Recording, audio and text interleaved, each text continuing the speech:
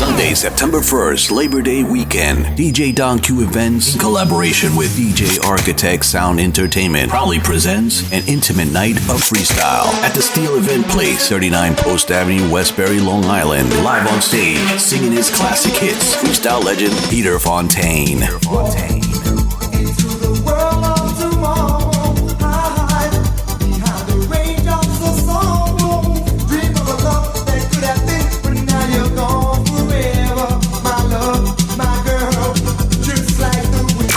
Also performing special guest freestyle artist SOAVE.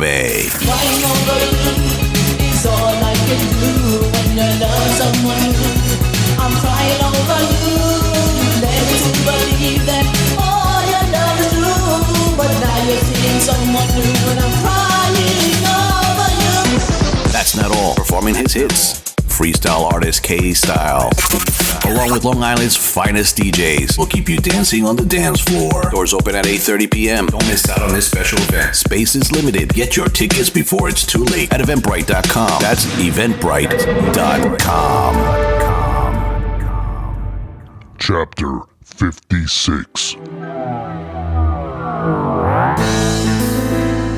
You are now listening to the Chapter of the Architect with DJ Architect. What's going on, my people? Once again, this is your homeboy DJ Architect. Want to welcome you guys to another Chapter of the Architect. Listen, ladies and gentlemen, September 1st, like you heard the promo, Steel Event Space, 39 Post Avenue, Westbury, New York, my old stomping ground, by the way. Our next guest, K-Style, freestyle singer, along with freestyle legends Peter Fontaine and SOAVE. They will be performing live that evening. Tickets available on Eventbrite.com. Space is limited, guys. Extremely limited, so get in where you could fit in, all right? Now, throughout the show, I'm going to be giving away 2 free tickets for this event. I'm going to give you the code word. I'll tell you what social platforms to go to.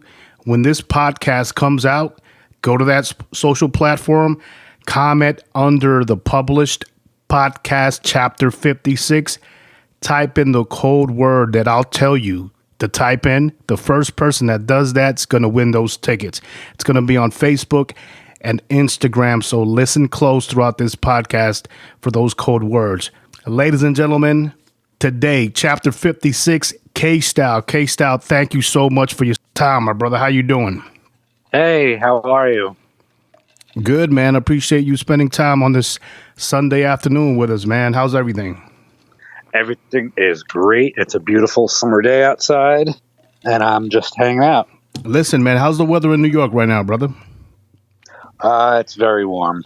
Man, has it been a humid summer? It's always humid out in the summertime. Bro, that's the one thing I do not miss about New York. I'm over here in Southern California, man. It does get hot, but as far as humidity, we really don't have those issues. I do not miss that. But moving right along, man. So you're a freestyle artist, right? You do your thing. I am. Tell us about, at what age did you first get into doing music as far as singing and producing? I think I've always been into it since I was a teenager. I didn't start doing production until I was about 18, right out of high school. Now, what made you choose, out of all the genres, and I'm not saying that freestyle is probably the only music genre that you are currently active in, but what made you choose freestyle, brother? I think that's what I connected to the most, and that's what people were listening to at that time. That was around 1990. Oh, yeah, man. That was a glorious time for freestyle, brother. Yes. In Long Island. Where did you grow up in Long Island? I'm in Suffolk County. Suffolk County. Okay. Now, could you name some of those specific artists that inspired you within that freestyle genre? So at that time, it was George Lamond, Sapphire, the group TKA, Noel. Oh, man, I love Noel, bro. Yes. So that was the stuff I was listening to in high school and after high school. And, yeah, they were very popular at the time. every summer there's a freestyle explosion tour that pops off, and there's one happening in September here in my area, which I'm going to go to. And of course, Stevie B's the one that's always putting that freestyle tour together, and there's a bunch of different acts. But 2 weeks before that, they were selling these tickets to a cruise freestyle kind of getaway, and it's only for the evening, but Tony Moran is going to be on there, and Tony Moran to me is like the white whale, man. You really, to see that guy perform, man, it's very hard. But like I said, going back to Noel, he's one of those individuals that I haven't really seen a lot of as far as performing. Does he get out to New York much?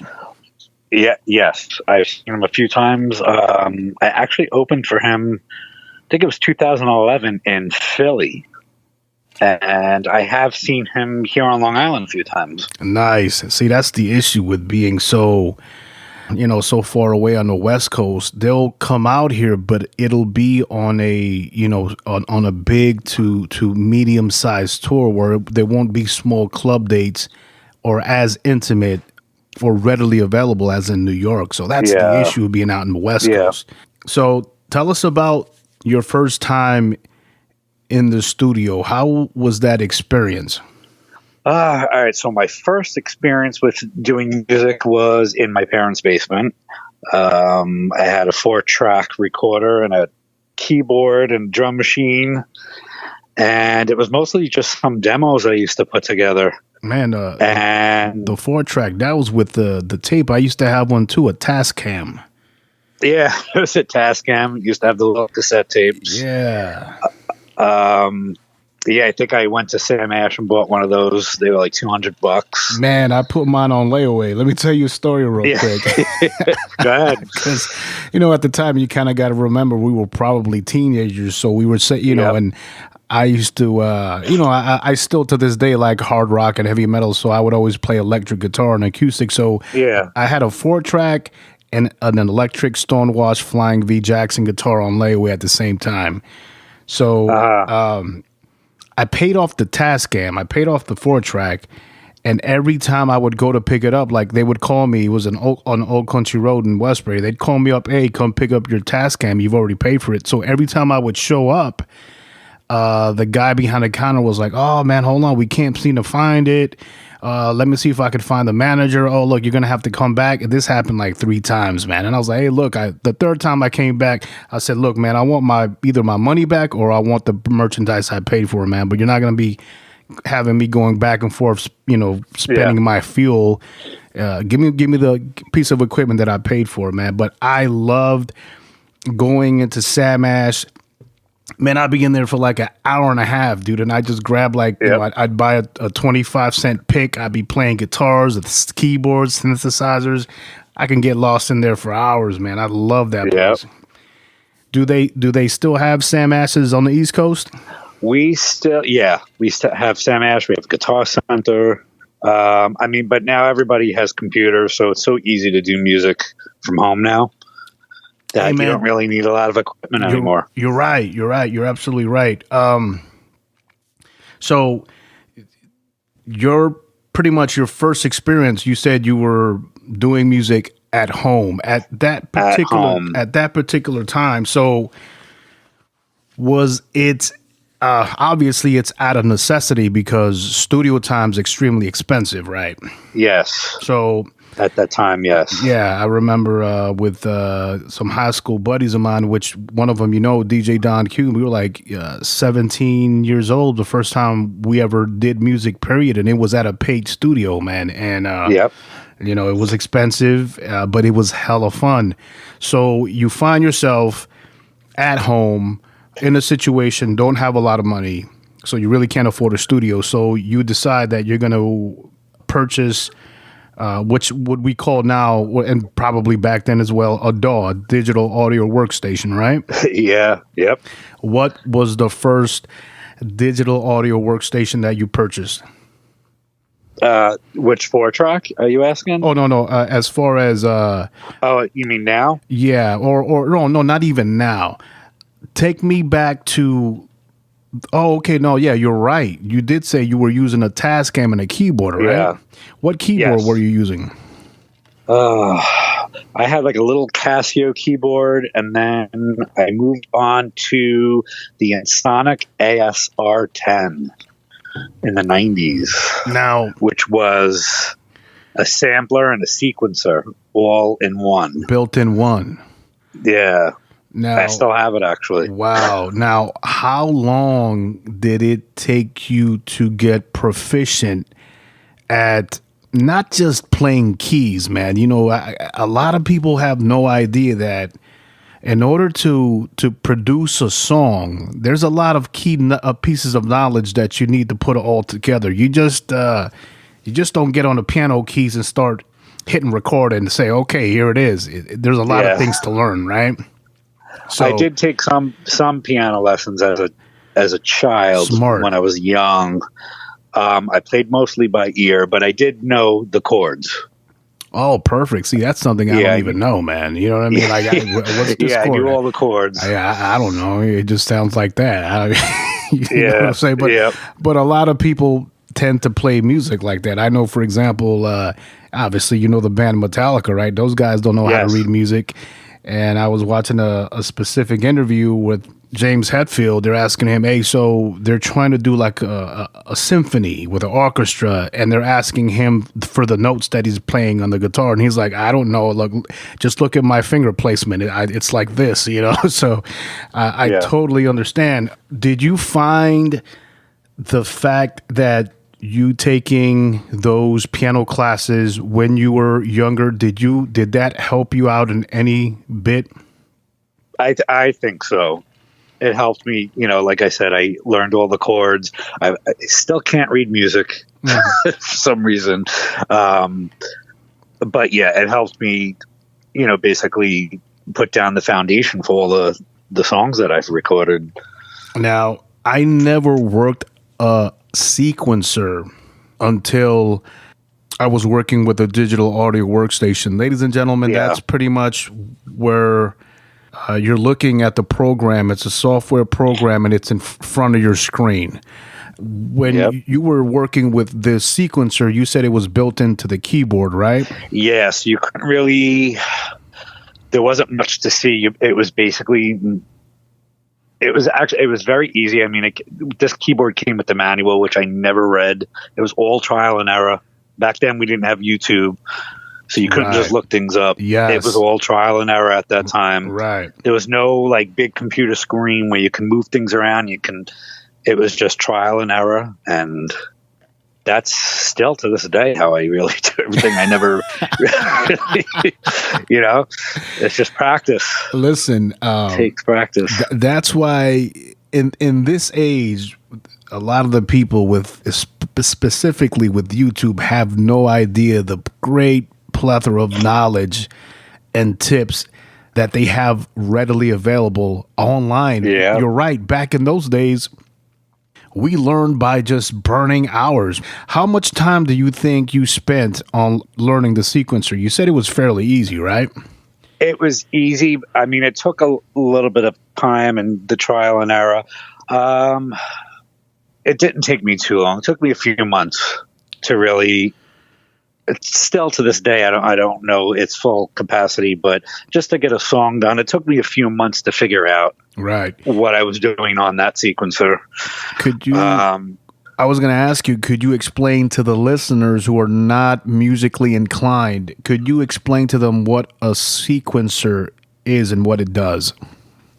So you're basically coming up with like a drum beat, a bass line. You want to put everything together.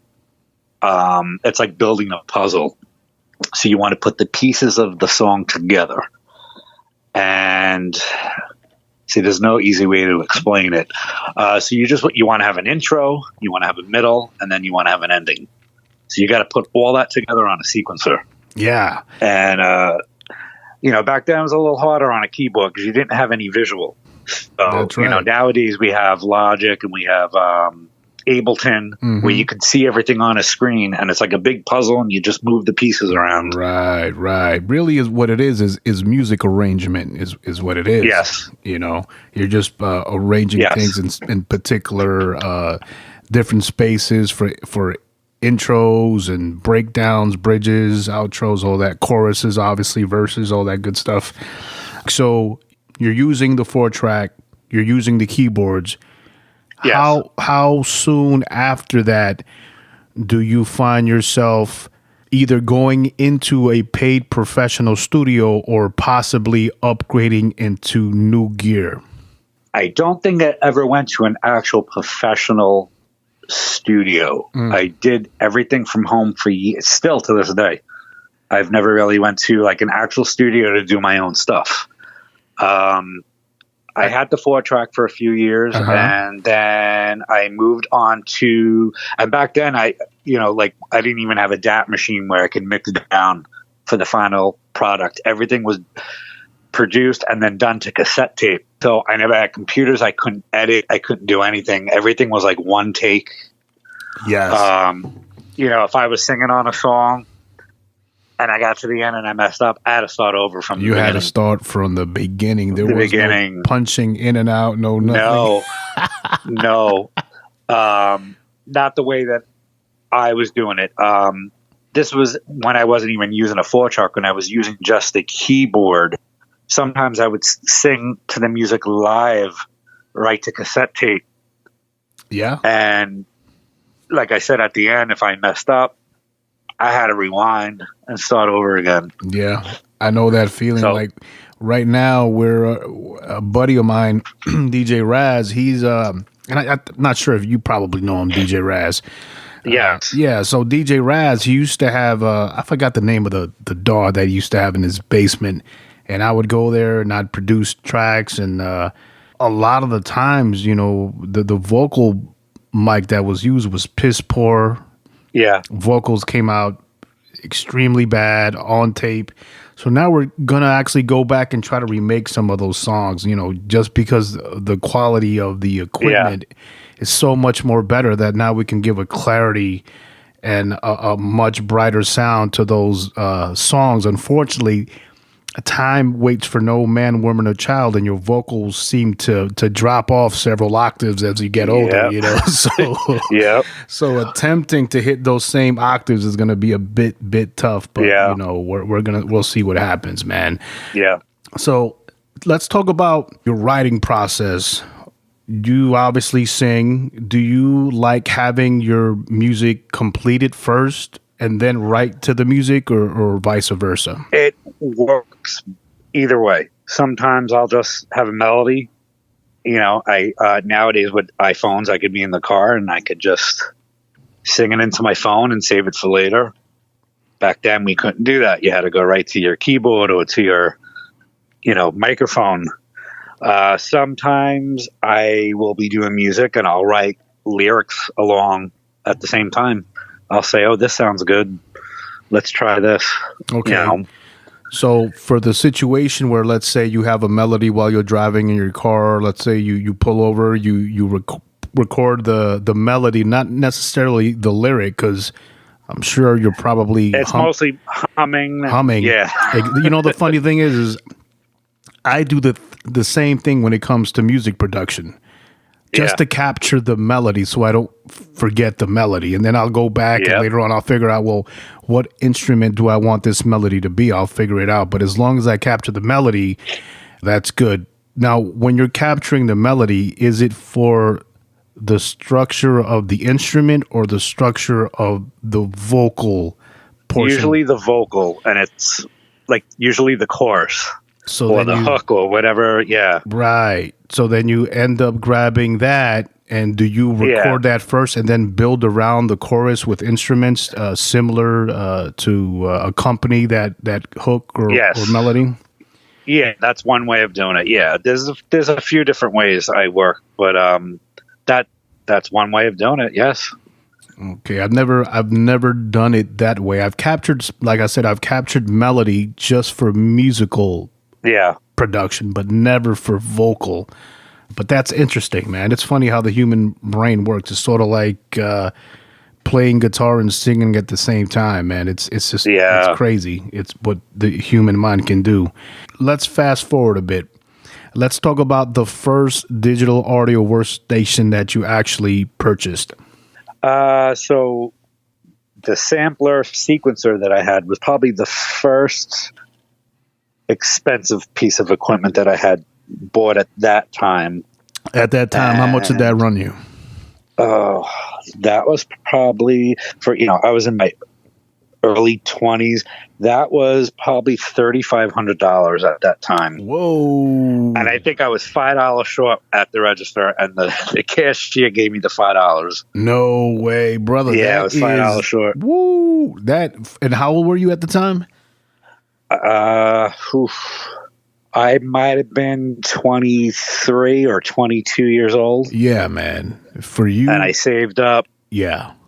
Yeah. For you to be spending, that's big money, man. For you to be spending and that's just for one piece one gear. Piece of equipment. Yeah. I mean, that keyboard did a lot of stuff, though. The only thing was there was no instruments built in. You had to sample everything. Wow. So all my drums were, I would buy all these CDs that would have like samples on them. Yeah, like sound banks. Yeah, and I would have to sample everything. The drums, the strings.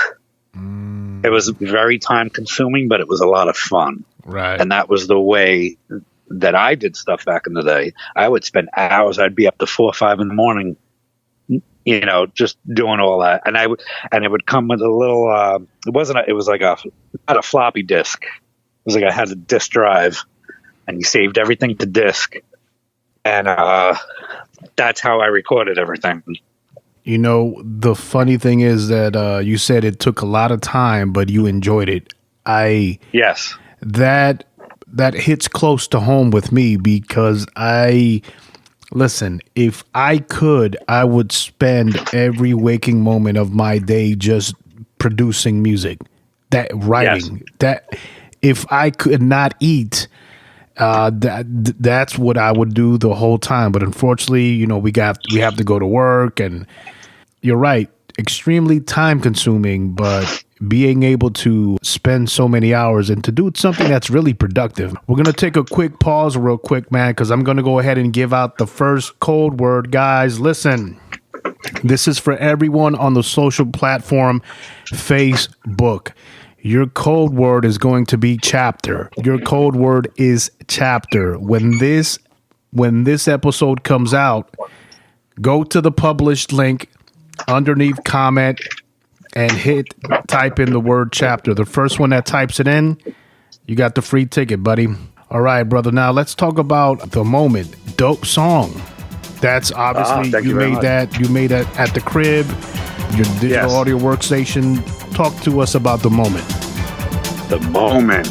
So like I was saying before, that was all done on the Sonic ASR10 for people that want to Google it or YouTube it or Instagram it or whatever people do nowadays. That was all created on that. And so at that time, I didn't have anything to record vocals on. So I think with that keyboard, I had 1 minute of sampling time.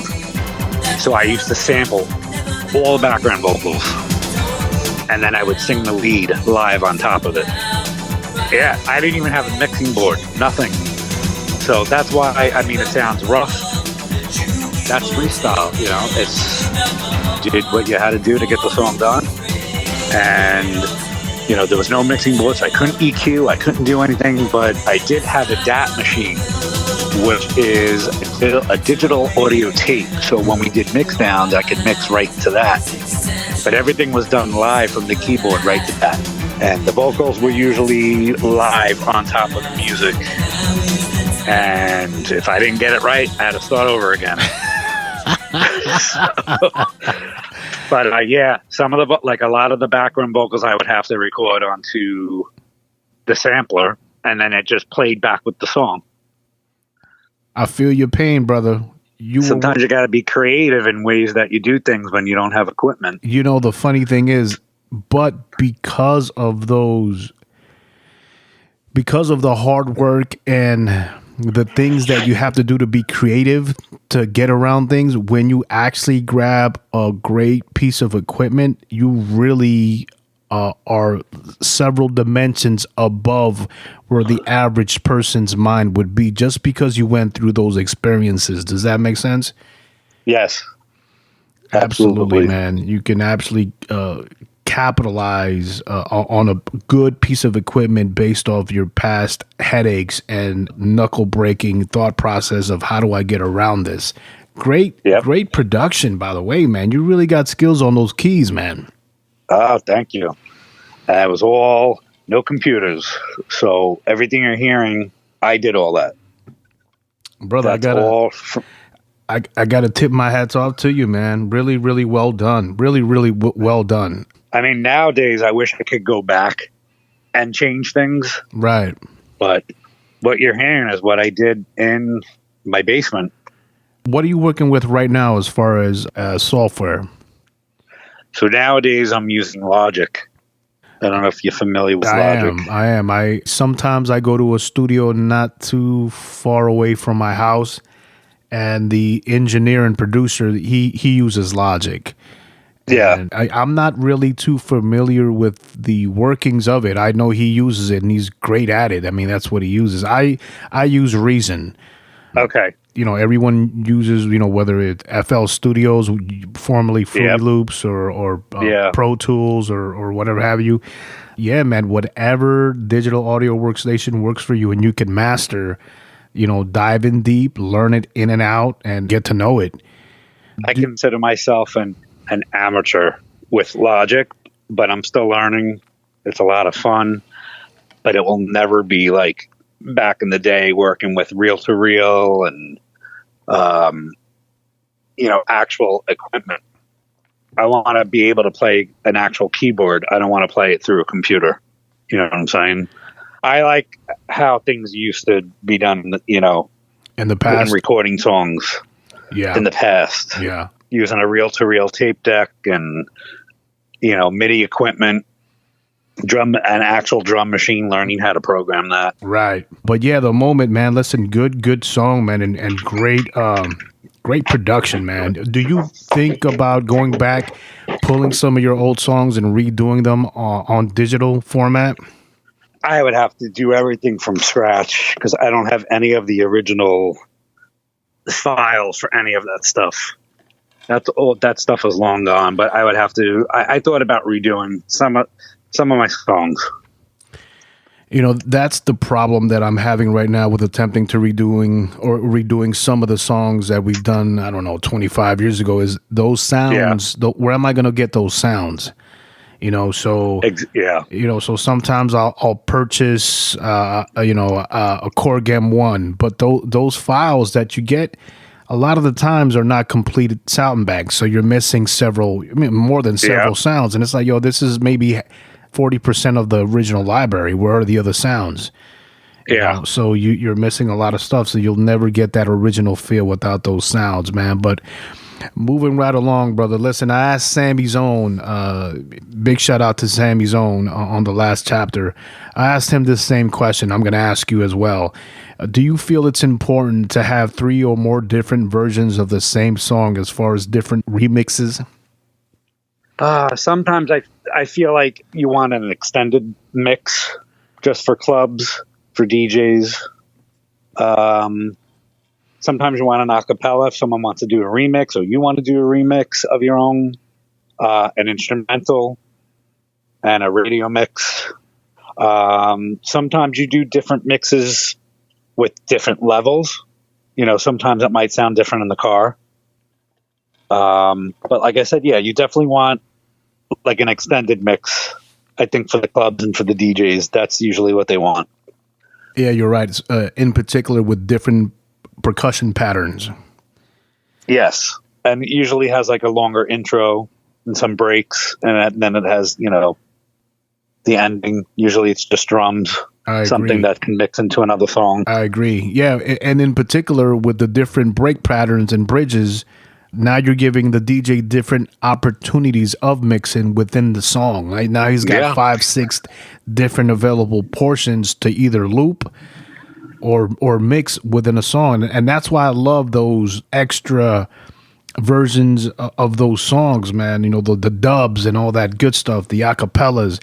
And listen, I love that, and that's why I think I miss vinyl so much. Is on one vinyl you would have 4-5 different recordings, the instrumental, the dubapella, the acapella, the radio edit, the extended edit, the Tony Moran remix. I love that about vinyl. And when I was talking to Sammy Zone, he sent me so many different versions of Running Redux, and I loved it, man. What do you think of that song, brother? It's amazing. Beautiful, beautiful, well made, well produced by Carlos Barrios. Man, they got it in, man. They put that good work into that song, and it was a remake of Information Society's Running, and I love that song Running. You know, but they pulled it off. I told them, man, you know, you guys did a marvelous job with that song. Do you feel there's any chance that freestyle can one day return to its glory days? And I always hear people say that it will never come back, but I think it could. I mean, if some mainstream artists got involved, I think it could.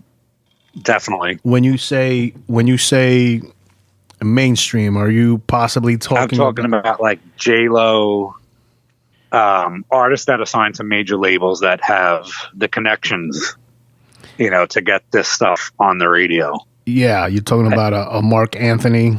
In which once upon a time, definitely. Mark Anthony did do freestyle, but you know, and you know, God bless him from doing his salsa. But you're right. I think because the lack of attention, and I'm going to segue into something else that kind of touches ground a bit.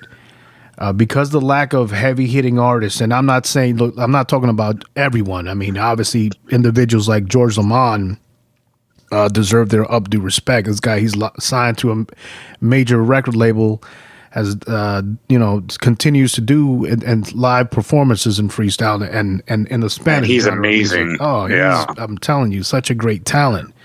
And you know, and he's not the only one, but you're right. I think if high-profile artists with that type of rub, that type of attention and status could maybe, and I'm not talking about come up with a whole album, man, maybe 1 or 2 songs, it would give a resurge. It would open some doors for the rest of us.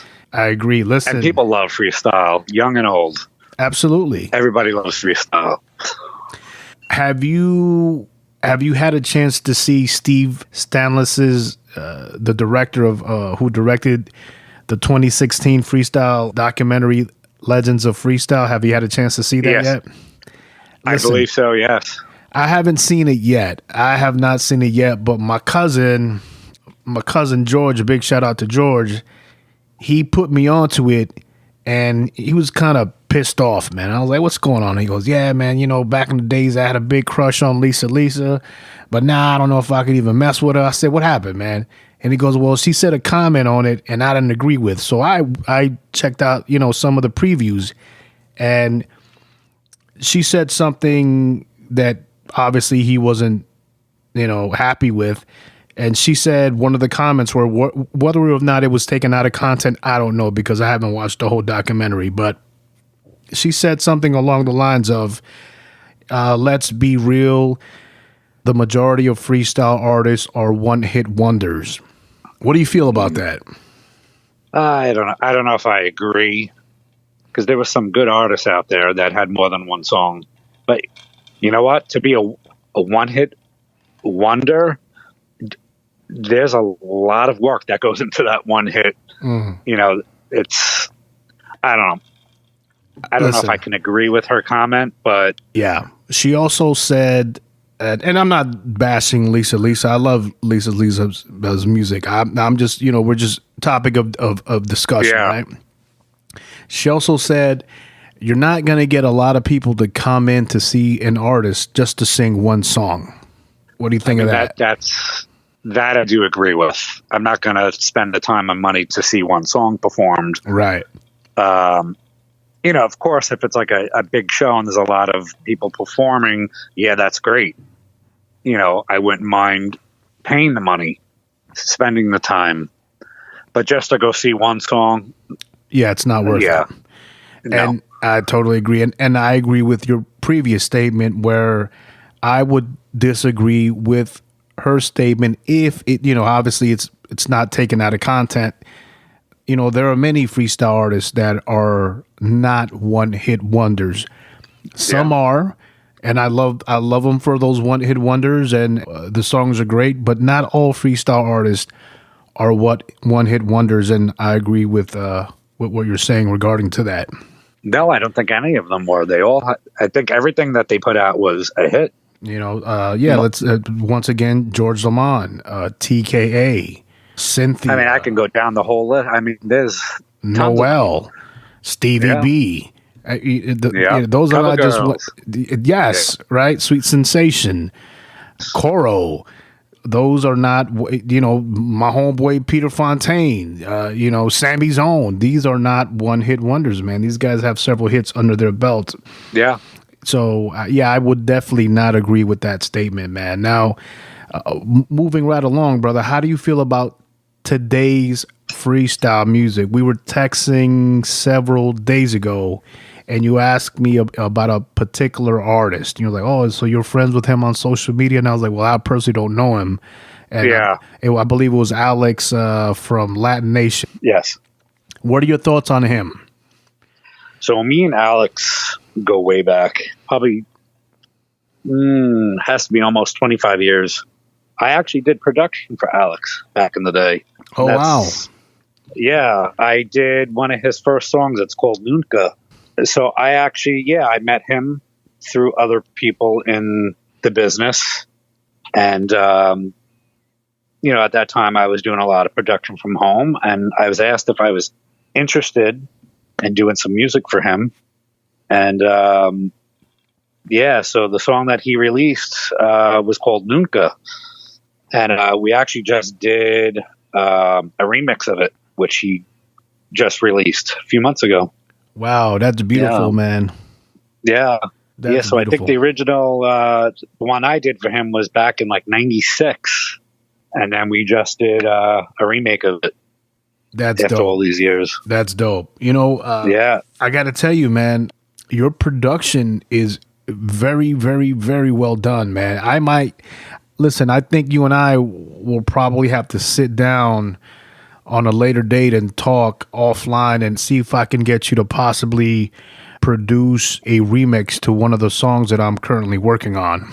Okay, that would be cool. I think that'd be very, very dope, man. You have a certain technique that I have yet to acquire, and whether it's because of lack of knowledge or lack of certain abilities within my DAW. But some of the things that you do, man, I definitely want to pick your mind and put you at task to go ahead and create a remix for one of the songs, man. I think you're good at what you do, man. My hat's off to you. Thank you. I appreciate that. So listen, if you could choose 3 individuals in the freestyle game to work with at your will, whether it's vocalists, songwriters, or producers, who would it be? Oh, man. There's so many. Vocalists, I would love, in the freestyle world, I would love to work with Sapphire. She's one of my favorites. And Judy Torres. Nice. Give me what's the significant with both of those? I love them as artists and as people. Just amazing vocalists. They sing with a lot of emotion. Nice. Do you want a vocalist or it's up producer? to you? That's your preference. I would love to work with Chris Barbosa. Nice. Who, I don't know if people are familiar, he did Let the Music Play by Shannon. You're talking did about a lot of George Lamond. The producer. Yes. Extraordinarily talented. Yeah. Extraordinarily talented, man. Absolutely. Yeah, he did a lot of work back in the day in the freestyle community.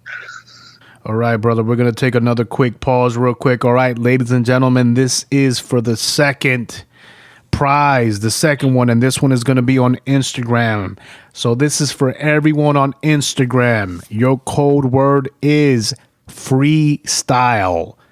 Freestyle. So once again, when chapter 56 is published on Instagram, immediately go there, comment underneath that podcast publishment, and type in the word freestyle. The first person that does it, boom, you're a winner. You're a winner. Let's do it, guys.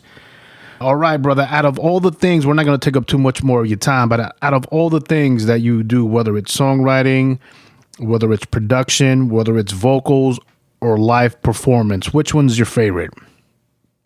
I think I like producing the best. Why would you say that? Behind the scenes. Why would you say that? I never consider myself much of a performer. I like writing and producing and just being creative. I think that's probably where I see myself, behind the camera kind of thing. I like the way you think. I'm more of that same type of person.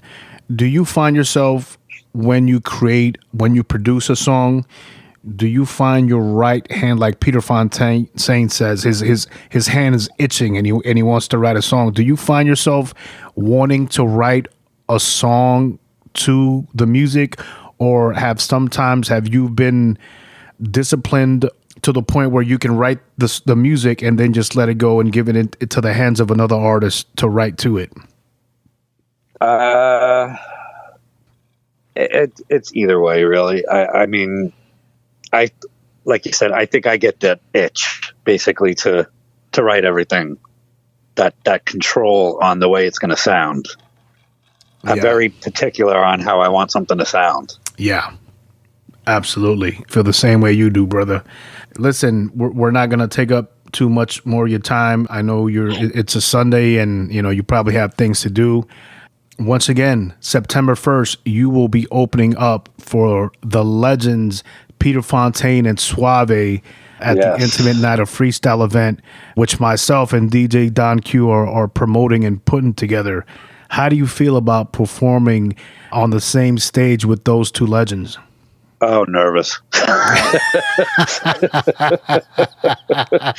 It's all good, though. It's going to be a good time. Good, man. Good, man. Unfortunately, I won't be able to be there, but DJ Don Q is going to hold down the floor with me not being there. But listen, man, you've sang with many, many different other freestyle legends.